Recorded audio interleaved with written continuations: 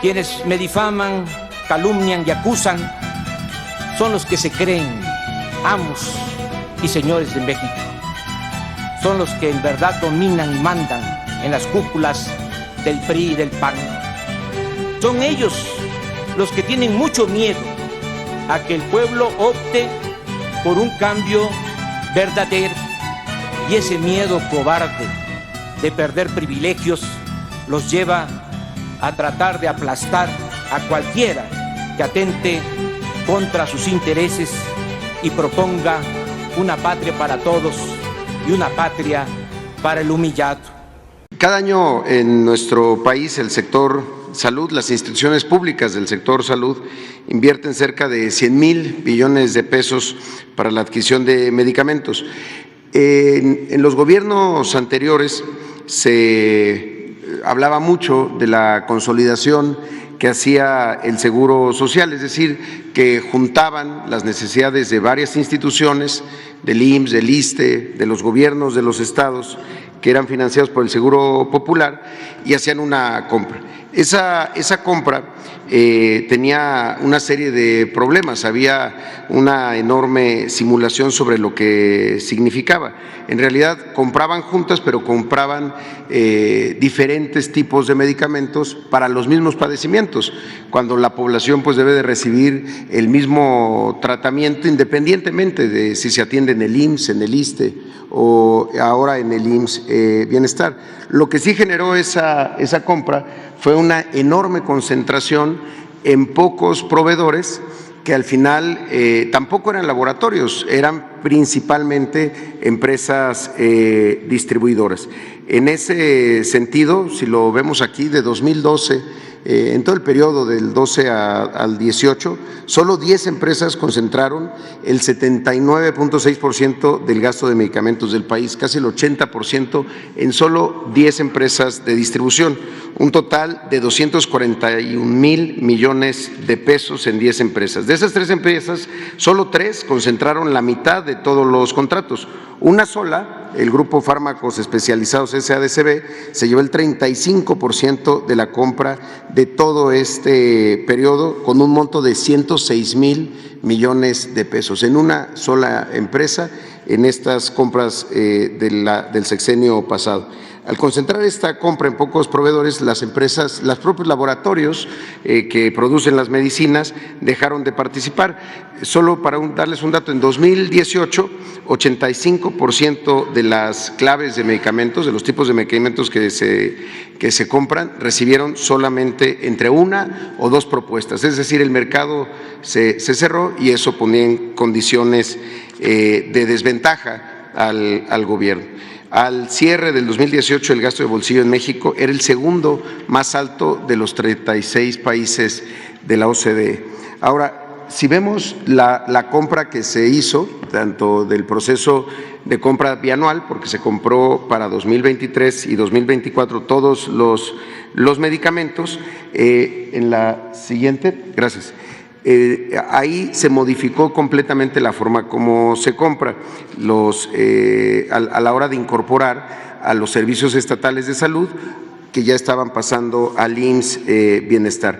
La participación de los laboratorios fue mucho mayor, llegaron a participar 334 empresas y el resultado fue la mayor compra que se haya hecho en la historia de nuestro país, un total de 196 millones de pesos para adquirir 3,817 millones de piezas de medicamentos.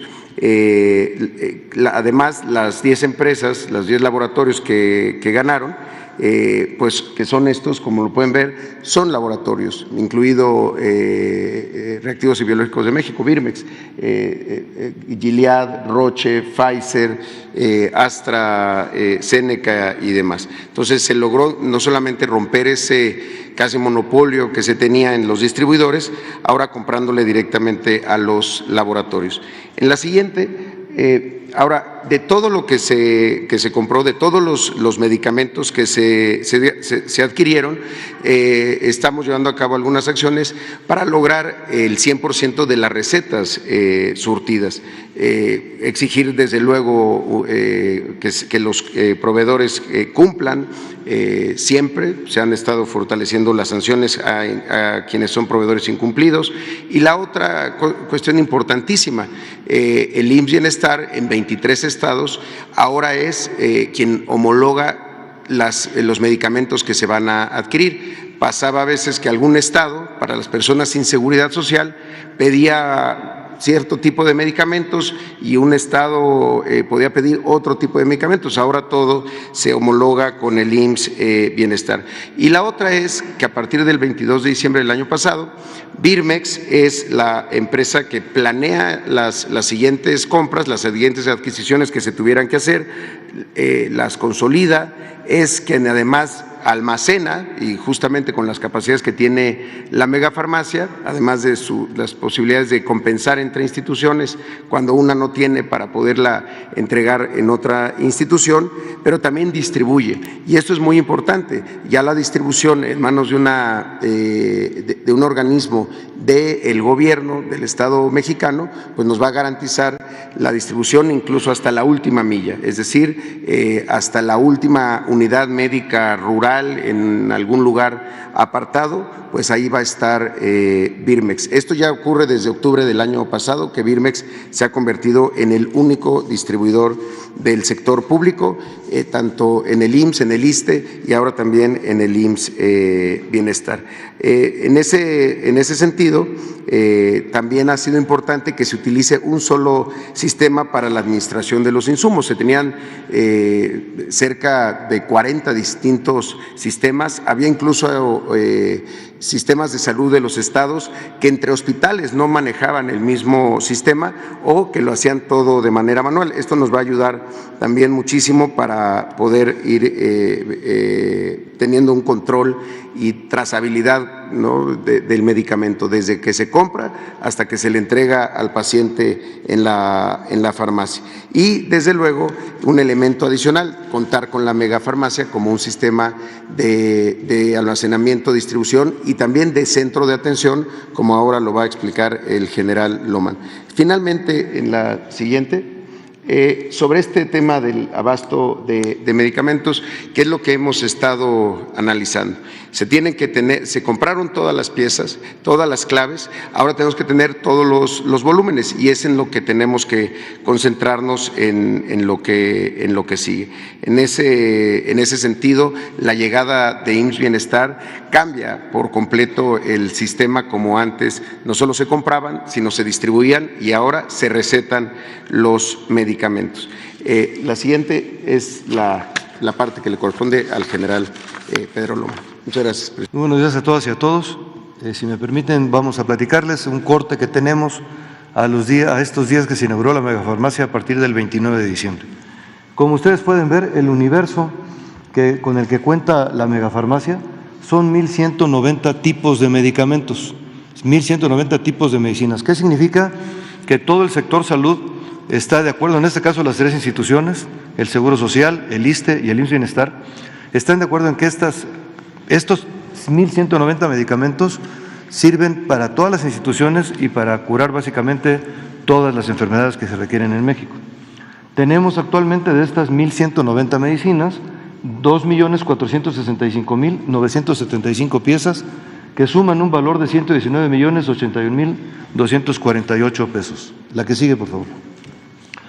Aquí pueden ver ustedes, como les platicamos, la megafarmacia es un concepto y un concepto que implica tener primero información para poder atenderla. ¿Cómo lo hacemos? A través de un centro de atención para la megafarmacia, el cual al día de la fecha ha recibido 12,541 llamadas. De esas 12,541 llamadas, 6,507 corresponden a llamadas sin interacción, es decir, hablaron, medio preguntaron y hasta ahí quedó la llamada. Las otras, lo que solicitamos en la megafarmacia son esencialmente dos cosas: la CURP para saber que la persona existe y enseguida la receta, el número de receta. Las instituciones tienen un número de receta. Con la receta sabemos que efectivamente un médico del sector salud designó o asignó un medicamento para la persona. Si estos datos coinciden, podemos seguir adelante. Entonces, tenemos 4,069 llamadas que no tienen o CURP o no tienen la receta. Significa que no podemos verificar que la persona exista o que tiene una receta que hay que atender. Hay 126 llamadas malintencionadas, pues imagínense ustedes los motivos.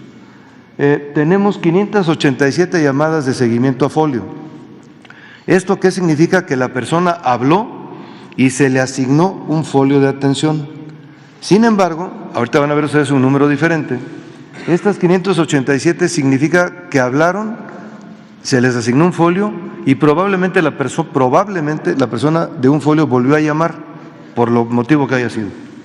Y luego tenemos 1,252 llamadas que fueron únicamente para solicitar información acerca de la megafarmacia. La que sigue, por favor. Aquí están los números de folios atendidos por instituciones y lo que pueden ustedes ver cómo el número varió de 587 a 523. ¿Qué significa? Que realmente estamos atendiendo 523 folios. De esos 523 folios, tenemos 292 que se están atendiendo de manera interna, es decir, entre las instituciones o se está planeando la ruta. Tenemos 164 que ya están en el lugar donde la persona solicitó el medicamento y tenemos 67 que han sido debidamente surtidas. De mi parte es cuanto. Muchas gracias. De acuerdo a su encargo en el mes de junio del 2023, señor presidente, hoy le informo que las 32 entidades estatales cuentan al menos con una sala de hemodinamia. Esto abre la puerta al tratamiento del infarto del corazón, que es la primer causa de muerte en México y que incluye además las redes del código infarto para diagnosticar y tratar en los 3 niveles de atención médica. Con ello se garantiza que cada entidad federativa cuente con una sala de hemodinamia para asegurar el acceso gratuito al mejor tratamiento disponible para la población sin seguridad social. En la segunda lámina, para ello se requirió un diagnóstico iniciado en junio, se priorizaron 8 salas de hemodinamia faltantes, deficientes o que no funcionaban, y en 4 estados no existían, como Guerrero, Tlaxcala, Campeche y Sonora.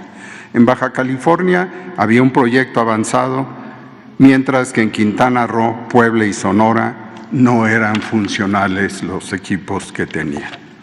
En la siguiente lámina pueden apreciar que mediante una inversión federal en obra y equipamiento para las 8 salas de hemodinamia, que fue de 487 millones de pesos, se logró contar con una sala de hemodinamia en el Hospital General de Mexicali, en el Instituto Estatal de Cancerología de Colima, en el Hospital General de Acapulco y en el de Sonora, en el Hospital de Especialidades de Campeche, en el Hospital General Sur de Puebla, en el Hospital General de Cancún y en el Centro de Atención Especializada en Salud y Bienestar de Tlaxcala. Para ello, como ustedes saben, fue necesaria la contratación de personal profesional especializado que fue capacitado previamente. La última lámina es muy rápida, es solamente para mencionar que el cateterismo, como también se conoce en estas salas, tiene muchos usos en las enfermedades del corazón que contribuyen a esa gran mortalidad que representa el infarto, y como son las alteraciones de la conducción eléctrica, la de la sangre y desde luego de las válvulas. Agradezco a la doctora Yasmín Laborí, coordinadora de este proyecto, así como al subsecretario Juan Antonio Ferrer y al doctor Gaspar, director del Instituto Nacional de Cardiología, por el apoyo recibido. Muchas gracias.